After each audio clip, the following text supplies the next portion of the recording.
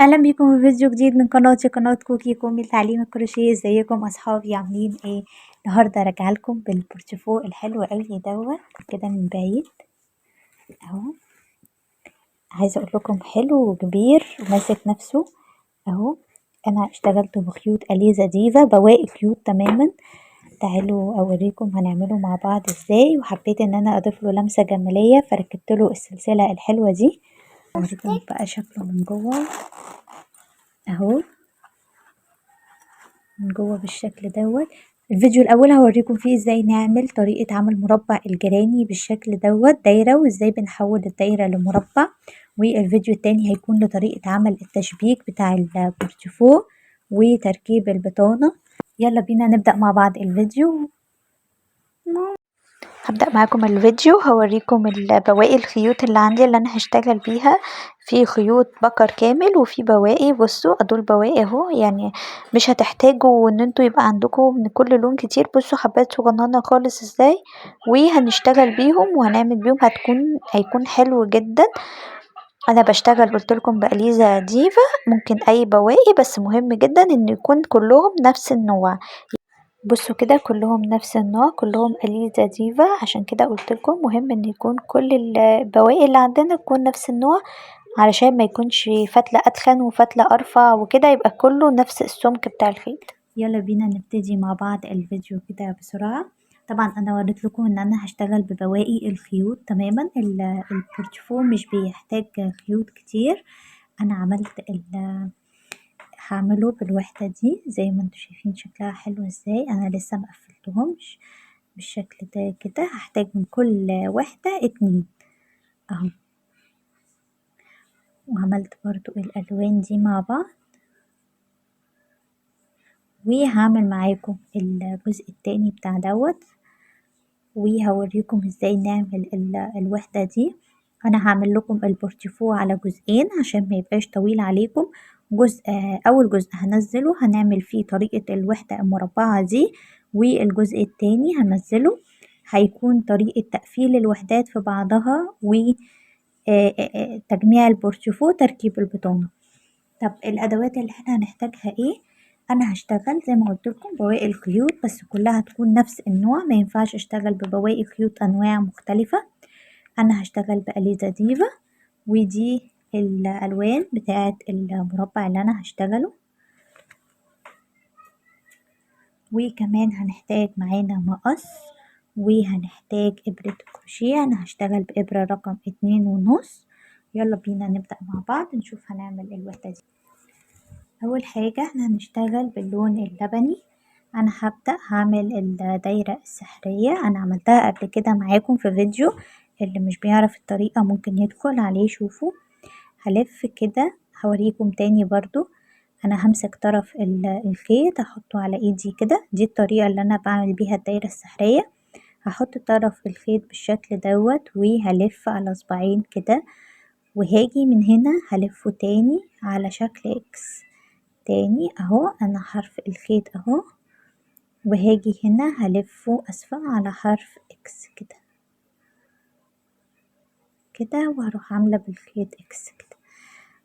هدخل من هنا بالشكل ده، دخلت من تحت الخيط دوت، وده الخيط الطويل انا ماسكاه ببقية ايدي كده. هخرجه كده بالشكل ده، لفيت الابرة بس، وهاخد من دوت وهرتفع 2 3 4 سلاسل بالشكل ده كده. هعمل جوه كده الدايرة السحرية بتاعتنا اتعملت. هعمل جوه الدايرة السحرية دي 12 عمود، وبحسب السلاسل دول كأول عمود وواحد سلسلة. هعمل 12 عمود ما بينهم واحد سلسلة، ده كده عمود وواحد سلسلة، ودي كده رقم 2، وادي كده رقم 3، وياخد سلسلة رقم 4،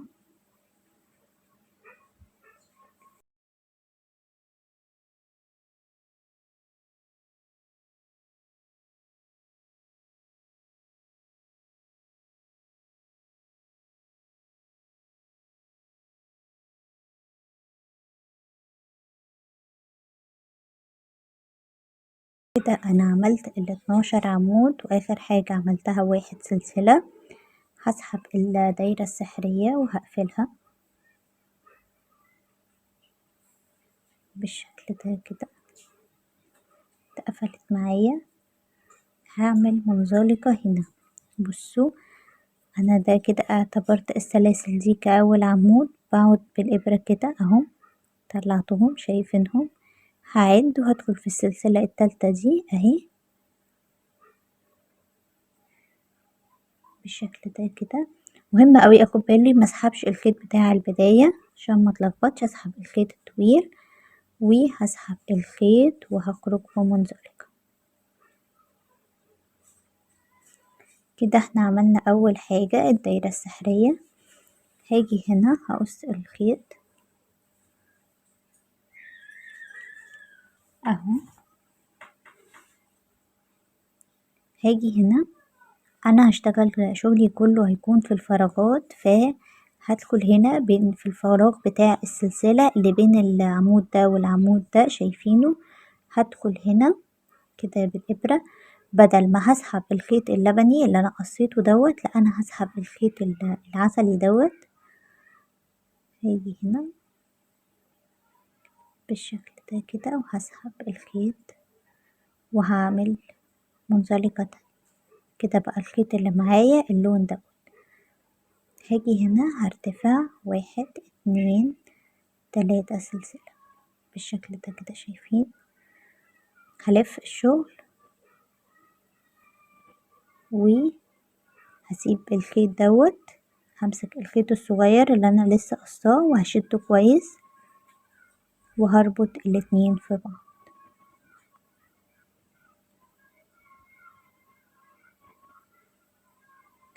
بالشكل ده كده. هنا كده معايا 2 سلسلة، هعتبرهم ارتفاع اول عمود. هدخل تاني فلف لفة على الابرة وهدخل تاني في نفس المكان. هاخد بقى كل الخيوط دي معايا بحيث ان انا اقفلها كده. دخلت تاني في نفس المكان، هسحب الخيط من ورا معايا 3 لفات، هخرج من 2 وبعدين هخرج من 2 وبعدين هاخد 1 سلسلة كده. عملت عمودين بلفة، وده اللي هنشتغله طول السطر، بس مش هنشتغل فوق العمود، هنشتغل في الفراغات ما بينهم. هشتغل في كل فراغ 2 عمود بلفة وبعدين 1 سلسلة كده. انا خدت 1 سلسلة، هلف الخيط على الابرة وهدخل بين العمودين اهو. انا هسيب العمود دوت وهدخل هنا بعديه على طول. الخيوط اهي ورا انا واخداها معايا، هشتغل فيه 2 عمود بلفة وبعدين هشتغل 1 سلسلة وهسيب العمود دوت وهدخل على الفراغ اللي بعديه على طول وهشتغل فيه 2 عمود بلفة.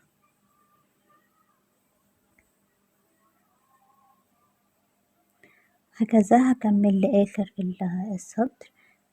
هشتغل بين كل عمود وعمود في فراغ السلسلة 2 عمود بلفة. هيكون ناتج معايا مجموعات، كل مجموعة 2 عمود بلفة، هيكون معايا 12 مجموعة. 1 2 3 4.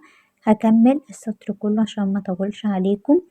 هيبقى زي هنا كده اهو شايفينها 12 عمود بلفة. هخلص السطر كله وهرجع لكم تاني.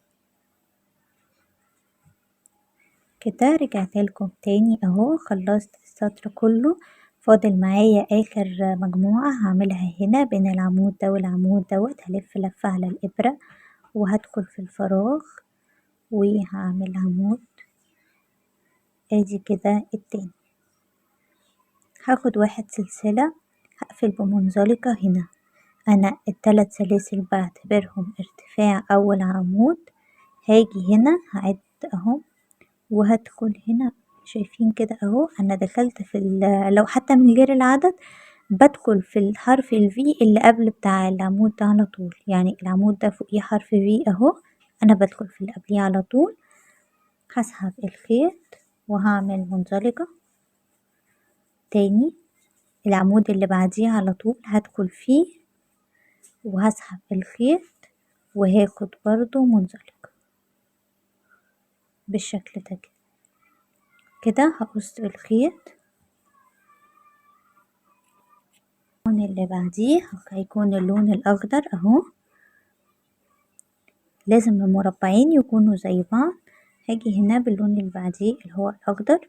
يلا هاجي هنا هدخل في الفراغ اللي بين المجموعة دي والمجموعة دي بالشكل ده بالإبرة، وهسحب الخيط الأخضر من ورا اهو بالشكل ده كده. هخرجه من الفراغ وهعمل منزلقة بالشكل ده. هاجي هنا هرتفع 1 2 3 وهلف الشغل تاني. هاخد الطرفين، الطرف الأخضر والطرف العسلي ده، وهعملهم عقدة من ورا زيادة تأمين بالشكل ده. هنا هشتغل برضو هسحب الخيط ده معايا عشان اقفله. هشتغل في الفراغات برضو اللي ما بينهم. هشتغل في كل فراغ هيقابلني 3 عمود بلف.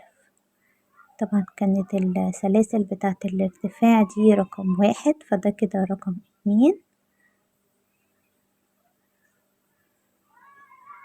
ده كده رقم 3.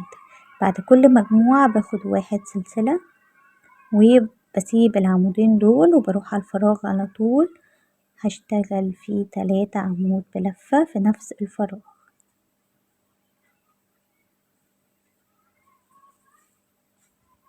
بالشكل ده كده. لو في اي خيط خرج كده بدخله لحد ما يتقفل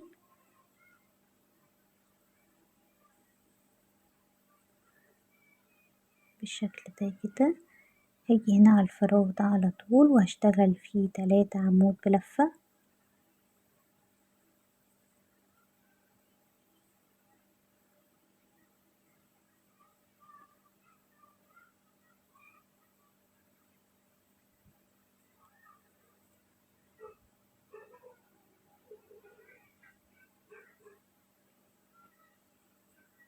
هكمل بنفس الطريقة بين كل 3 عمود و3 عمود، كل مجموعة ومجموعة بعمل 1 سلسلة بالشكل دوت.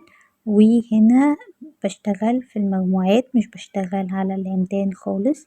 هكمل بنفس الطريقة في كل مجموعة هتقابلني هشتغل فيها 3 عمود بلفة.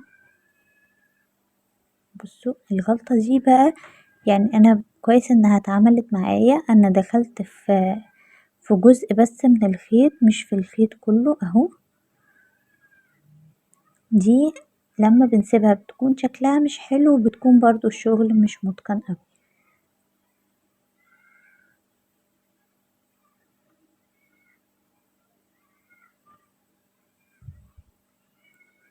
كده هكمل بنفس الطريقة دي لحد ما اخلص السطر كله وهرجع لكم تاني. كده رجعت لكم تاني، عملت السطر كله بالشكل ده اهو. شايفينه حلو ازاي؟ تعالوا بقى نقفل مع بعض السطر. هاجي هنا بالشكل ده كده، دخلت في الغرزة رقم 2 وسحبت الخيط وهعمل منزلقة. هفضل امشي بمنزلقة في الغرزة اللي بعديها على طول واللي بعديها كمان لحد ما اوصل للغرزة دي اللي هي تالت عمود اللي قبل الفراغ على طول. هقص الخيط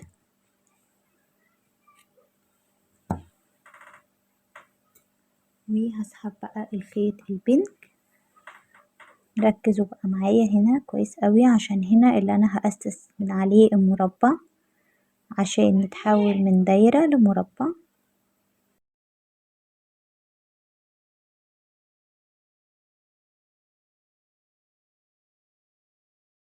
هنا 1 2 3 هلف الخيط هلف الشغل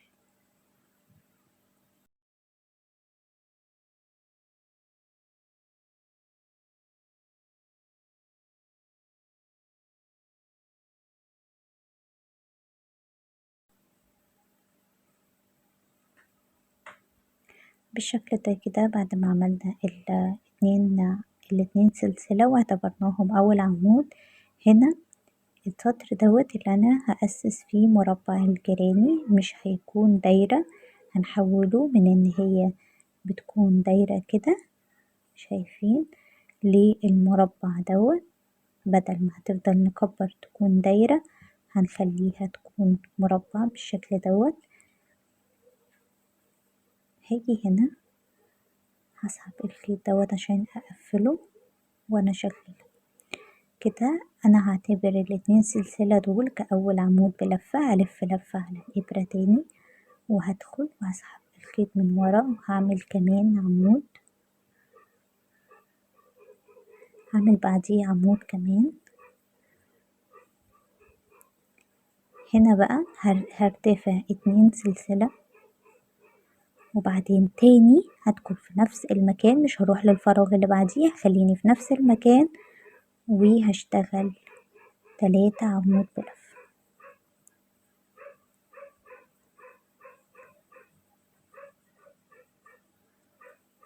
وبعديهم هاخد 1 سلسلة بالشكل ده كده. اشتغلنا الشكل دوت أو الزاوية دي شايفينها 3 عمود ولفة، 2 سلسلة 3 عمود بلفة. أخدت 1 سلسلة، هاجي هنا بالشكل دوت هروح على الفراغ اللي بعديه على طول، أنا قلت كده يكون أحسن أهو هنا، وهشتغل فيه 1 2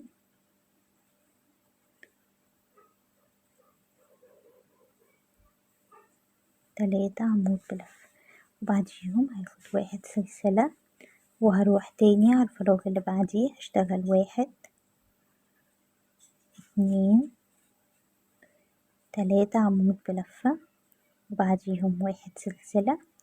هاجي هنا على الفراغ دوت هشتغل فيه زي ما كنت بشتغل في الفراغ دوت، هشتغل فيه 1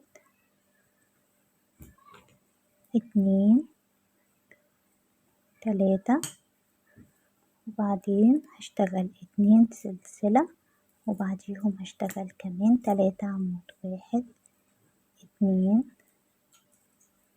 3 وبعديهم 1 سلسلة بالشكل ده كده. كده عملنا الجزء الأول أهو من المربع اللي هو الزاوية أو الزاوية أهي. هنكمل يبقى احنا كده بنشتغل مجموعتين من 3 عمود اهو، اسفة، مجموعتين من 3 عمود ومجموعة 3 عمود 2 سلسلة 3 عمود في نفس الفراغ تاني.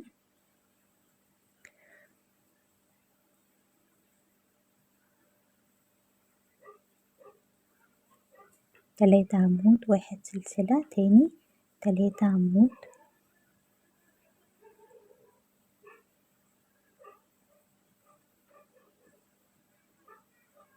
1 سلسلة. وبعدين الفراغ ده اللي هأسس فيه زاوية تانية للمربع اللي هي هتكون هنا،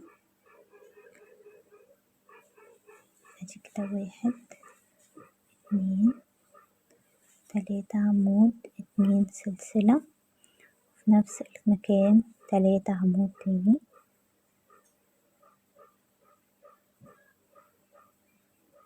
وبعديهم هاخد 1 سلسلة بالشكل ده كده. هكمل الدايرة كاملة، هشتغل هنا 3 عمود وهنا 3 عمود وهنا صدفة اللي هي زي دي 3 عمود 2 سلسلة 3 عمود وبعدين هنا هشتغل 3 عمود وهنا هشتغل 3 عمود وهنا هرجع لكم نقفل المربع مع بعض. رجعت لكم تاني اهو، هنا وصلت لنهاية السطر معانا وبصوا ازاي اتحول بقى مربع اهو، بصوا ازاي اهو. هنا بعد ما خلصت اخر 3 عمود هاخد 1 سلسلة وهاجي هنا هقفل بمنزلقة في اول عمود من السطر اللي فات بالشكل ده كده. تاني هاخد هنا 1 منزلقة وهاخد هنا 1 منزلقة كده. انا قبل الفراغ على طول هقص الخيط الخيط الأساسي اللي هو اللون البيج دوت، ده هيكون لون البرشفون من بره الأساسي. هسحب الخيط بالشكل ده كده، وهعمل 1 2 3 سلسلة. هلف الشغل لورا تاني، هربط طرفين الخيط في بعض،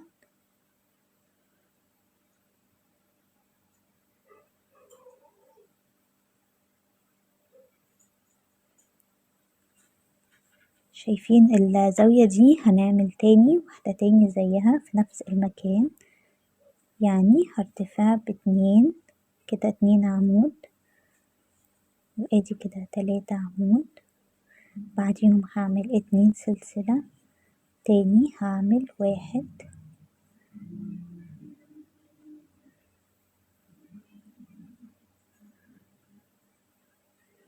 ادي كده 2 3 بالشكل ده كده. عملنا الزاوية تاني، هاخد 1 سلسلة، هروح على الفراغ اللي بعديه على طول وهشتغل 1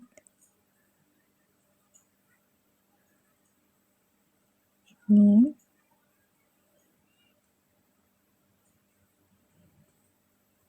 3 عمود بلف، هاخد 1 سلسلة. لو الخيط برضو خرج كده من ورا، انا بسحبه برجعه تاني لحد ما هقفله. هرتفع 1 سلسلة بالشكل دوت، وهكمل. هاجي هنا على الفراغ اللي بعديه على طول، هعمل فيه 1 2 3 عمود بلف، وهاخد 1 سلسلة. هكمل. لو تاخدوا بالكم هنا الفراغات معايا بقت 3 فراغ، يعني هنا كنا بنعمل مجموعتين 2 بس من اللي هما 3 عمود و3 عمود، هنا هيكونوا 3 1 2، وادي التالتة اهي قبل الزاوية، ادي كده 1 2 3، وبعديها هاخد 1 سلسلة، هروح على الزاوية، فوق كل زاوية هعمل زاوية زيها، فوق كل اللي هي دي 3 عمود 2 سلسلة 3 عمود، هعمل زيها تاني 1 2 3، وهاخد 2 سلسلة، بعديها في نفس المكان تاني هعمل 3 عمود،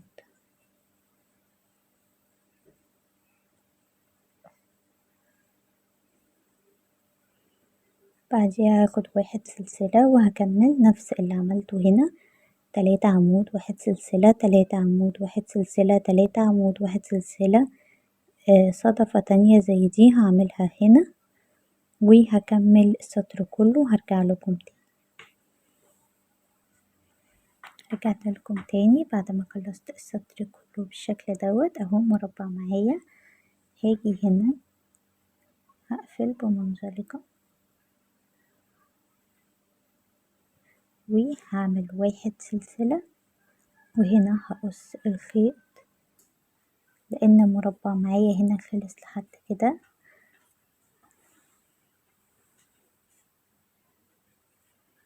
بالشكل ده كده كده احنا عملنا المربع. لو انا حجم المربع معايا كده تمام مظبوط اهو، فلو انتي شايفة ان انتي محتاجة تكبري المربع شوية، انا شايفة ان هو كده مظبوط جدا مش محتاجة اكبر تاني. فلو انتي شايفة ان انتي محتاجة تكبري المربع عن كده شوية هتكبريه. لو انتي شايفة ان انتي كده تمام، خصوصا ان احنا لسه هنرتفع سطرين تاني او سطر كمان قبل ما نركب السوستة بعد ما هنقفل البورتفو بالشكل دوت، فانا شايفة ان هو مش محتاج حاجة تاني. كده احنا خلصنا مع بعض مربع. لو انتي محتاجة هتطلعي بسطر تاني زي دوت، هتعملي فوق الصدفة دي صدفة تانية، وهتشتغلي في كل فراغ هيقابلك 3 عمود و1 سلسلة لحد ما تخلصي السطر. كده انا خلصت الجزء الاول معاكم. هنقفل الخيوط الزيادة، طبعا احنا الخيوط دي كلها مقفلينها، مجرد ان احنا هنقصها على طول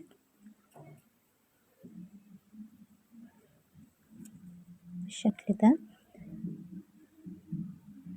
دي فايدة ان احنا نقفل الخيوط الزيادة واحنا بنشتغل، ان احنا بنيجي في الاخر بنقص الخيوط الزيادة على طول. مهم اوي ناخد بالنا ما نقصش حاجة من الشغل، خيوط الزيادة بس بالشكل ده كده.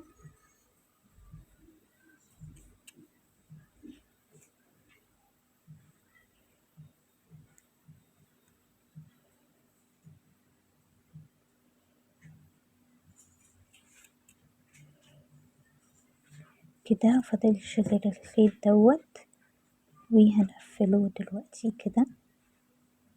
هدخل بالإبرة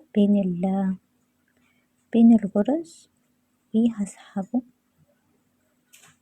واخرج بيه بالشكل ده كده. ممكن اقفله هنا كمان مفيش مشكلة، بس في الظهر بس عشان ما يبانش من قدام. وهقص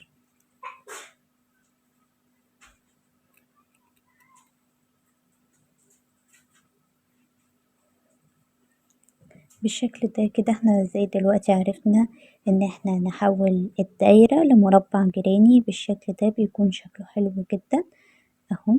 انا عملت الالوان دي، تقدري تحبي اي الوان، اي بواقي خيوط عندك، المهم ان اللون الاساسي يكون فيه منه كمية علشان تقدري تقفلي بيه البورتفو كله.